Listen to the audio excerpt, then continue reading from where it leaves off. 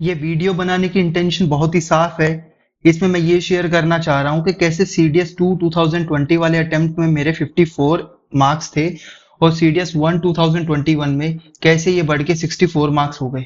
लेकिन एक चीज मैं बता देना चाहता हूँ कि मेरी SSB 26 जनवरी को शेड्यूल हुई थी इलाहाबाद के अंदर। CDS 1 2021 वाला अटेम्प्ट था, ये 7 फेब को था। तो आप देख लो, मेरे पास प्रैक्टिकली 2 से 3 ही दिन बचे थे कॉन्फ्रेंस आउट होने के बाद में इस एग्जाम और इस अटेम्प्ट के लिए प्रिपेयर करने के लिए। तो कौन सी वो इफेक्टिव स्ट्रेटेजी है जो मैंने 3-4 दिन में यूज की, ये स्कोर अचीव किया, तो आप लोग भी उसको अचीव कर सकते हो। लेकिन एक चीज मैं बता देता हूं, यहाँ पे मैं कोई आपको तुक्काबाजी नहीं बताने वाला। अगर आप अप्लाई कर पाओगे तभी आपका फायदा होगा। विद्यार्थी जीवन में सबसे ज्यादा इंपॉर्टेंट चीज होती है टाइम। इसलिए मैं तो आपको रिकमेंड करूंगा कि वीडियो देखने से पहले आप अपनी स्पीड को 1.5x में कन्वर्ट कर लो ताकि आपका टाइम सेव किया जा सके।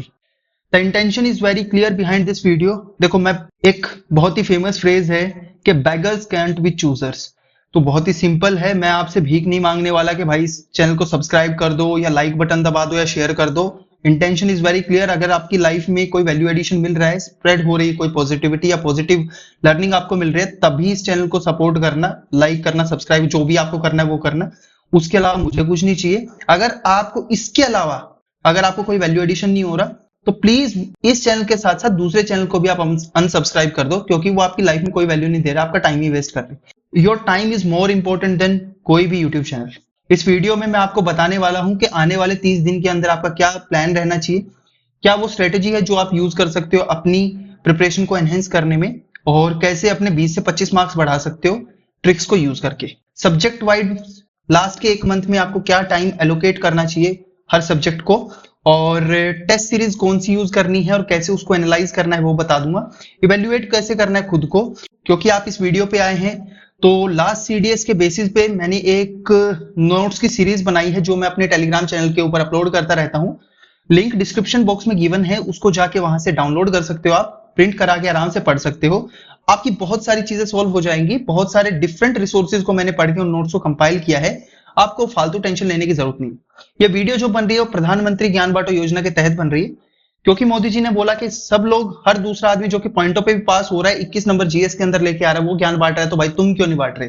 तो मोदी जी का आदेश है तो मुझे मानना पड़ेगा, प्रधानमंत्री साहब है आफ्टर ऑल। तो मैंने माना तो ज्ञान बांटना शुरू किया। देखो, बहुत सिंपल प्लान है कि भाई ये जो प्लान है ना, यही प्रैक्टिकल प्लान है और आपको यही फॉलो करना पड़ेगा। इसमें फालतू कोई बोल बच्चन नहीं करने वाला। एग्जाम के अंदर जो एग्जाम आप अपियर करने वाले हो उसमें 5 लाख लोग फॉर्म भरने वाले हैं, 3.5 लाख लोग सीरियस कैंडिडेट है। आपको किसी भी तरह से 4,96,000 से आगे निकलना पड़ेगा, नहीं तो यहां पे आपकी अच्छाई कोई काम नहीं आएगी। आफ्टर ऑल, अगर कोई रिजेक्ट होगा तभी आपका चांस बनेगा, तभी आप उस लिस्ट में आ सकते हैं। क्यों? क्योंकि जो वैकेंसी होती है उसके ही 8 से 10 गुना बच्चों को वो शॉर्टलिस्ट करते हैं for the stage 2, that is your SSB interview. अगर आप लोग टॉप के इन 4 से 5,000 लोगों में नहीं आओगे तो आपका चांस नहीं बनने वाला।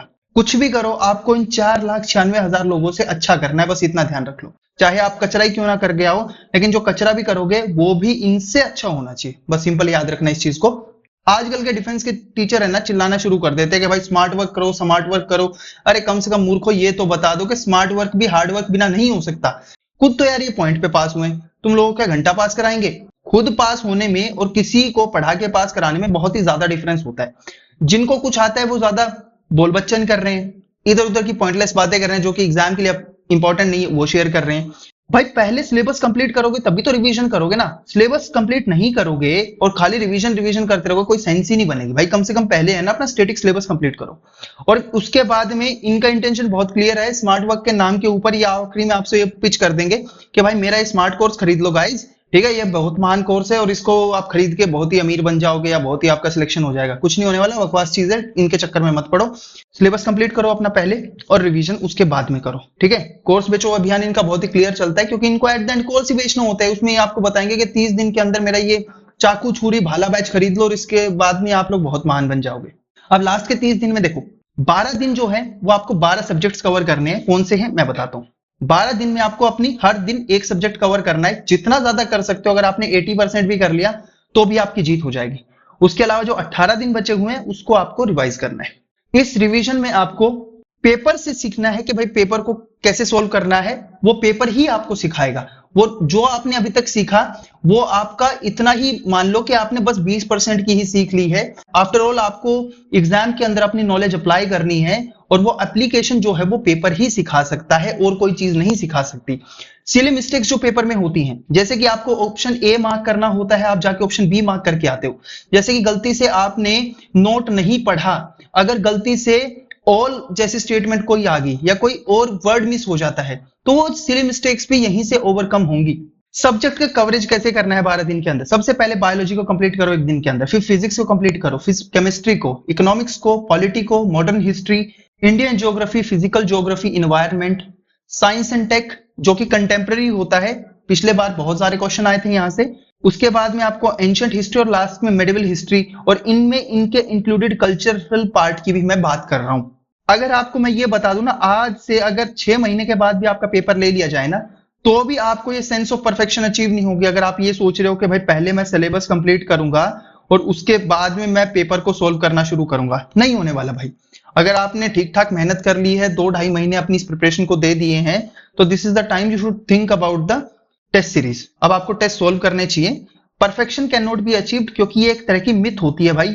परफेक्शन तो यार भगवान के अंदर नहीं आई, आपके अंदर कैसे आ सकती है? अब जो टेस्ट सीरीज होती है, टेस्ट सीरीज की मेन इंटेंशन 2 ही 3 होती है। सबसे पहले होती है कि भाई टाइम मैनेजमेंट। आपके पास में प्रैक्टिकली 1.5 घंटा है, और इस 1.5 घंटे के अंदर आपको पूरा पेपर सॉल्व करना है, क्योंकि आधा घंटा जो आपका होता है एग्जाम के अंदर, एक तो पैसे प्रेशर होता है, उसके अलावा आपको भाई उस दिन है ना इतनी गर्मी में बिठा दिया जाएगा और बुरी हालत हो ही रहेगी आपकी। इसके अलावा एक चीज और ध्यान में रखना कि उस दिन आपके पास में OMR शीट भी आपको फिल करनी है।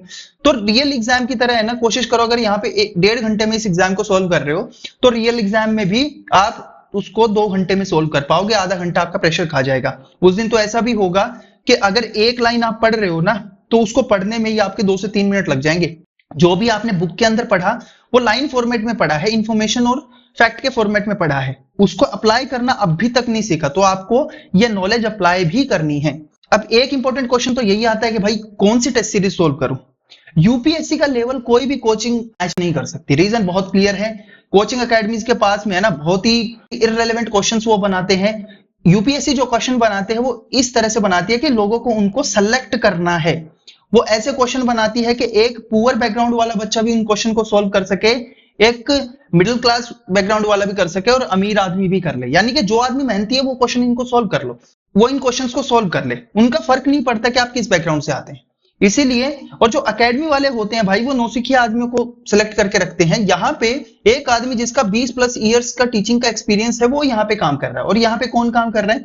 जिसने शायद पॉइंटों पे कोई एग्जाम पास कर लिया, तो वो यहाँ पे ज्ञान फैला रहा है। टेस्ट सीरीज जो भी होती है ना, यूपीएससी के पीवाईक्यू सोल्व करो। अगर आपने सीडीएस के कर लिए तो एनडीए कर लो, एनडीए के भी कर लिए तो सीएपीएफ के कर लो, ये भी कर लिए तो फिर जियोलॉजिकल सर्वे के कर लो, इसके बाद में इकोनॉमिक सर्विसेज के कर लो यार, उसके अलावा इंजीनियरिंग सर्विसेज के कर लो, ठीक है, मेडिकल सर्विसेज के कर लो। इतने सारे पीवाईक्यूज हैं, उनके पीवाईक्यू सोल्व करो, क्योंकि यूपीएससी ने वो पीवाईक्यू अपने स्टैंडर्ड के हिसाब से बनाए हैं और आपको यूपीएससी का ही स्टैंडर्ड मैच करना है। आप अपनी कोचिंग की टेस्ट सीरीज के अंदर कितना ही कद्दू में तीर मार लो, रियल एग्जाम में कोई सेंस नहीं बनाने वाले भाई, वहां पे पास नहीं हो सकते आप लोग। रियल एग्जाम के अंदर तो अगर आप लोग आईएमए के लिए प्रिपेयर कर रहे हो तो आपको इंग्लिश, जीएस और मैथमेटिक्स सोल्व करना है। अगर आप ओटीए के लिए प्रिपेयर कर रहे हो तो आपको इंग्लिश और जीएस सोल्व करना है। भाई 9 से लेके 11, 12 से लेके 2 और 3 से लेके 5 बजे तक के पेपर होने वाले हैं।